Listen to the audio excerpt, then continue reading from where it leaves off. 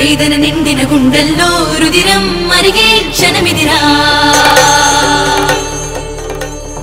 రేకులు రాలిన ఒక పువ్వే పులిగా మారే కథ ఇదిరా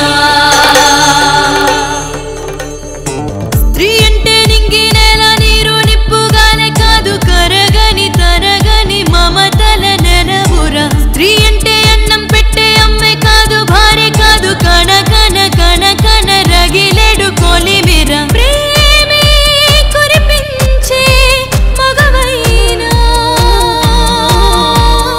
శోకం కలిగిందో కాటేగా యజ్ఞం మొదలురా జ్వాలై రగిలెనంటే శివుడు అయినా జడబడా బాధే కలిగెనంటే లోకమంతా ఉనకదా క్రోధం ఉబికెనంటే వెను తుఫానే ప్రవరదా రక్తం మరిగెనంటే అపరకాడై నరగదా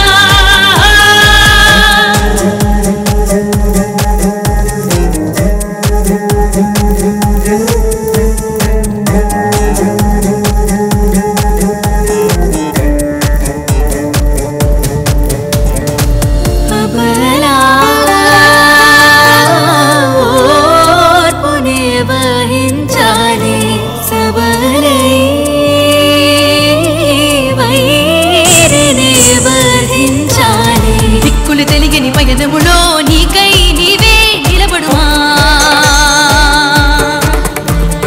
కత్తులు పరిచిన దారులలో న్యాయం కోసం కలబడుమా సంహారం నీ లక్ష్యం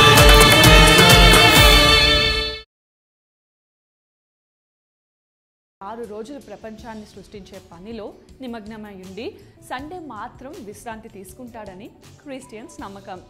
అందుకే సండేని సెలవు రోజుగా పరిగణించి సండే రోజు చర్చ్లో ప్రార్థనలు చేస్తారు. అదేవిధంగా మిడిల్ ఈస్ట్ దేశాలలో ఫ్రైడే రోజుని ప్రార్థనా దినంగా పరిగణించి ఫ్రైడేని హాలిడేగా నిర్ణయించారు.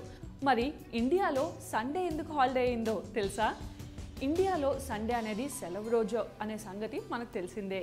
కానీ ఆదివారమే సెలవు ఎందుకు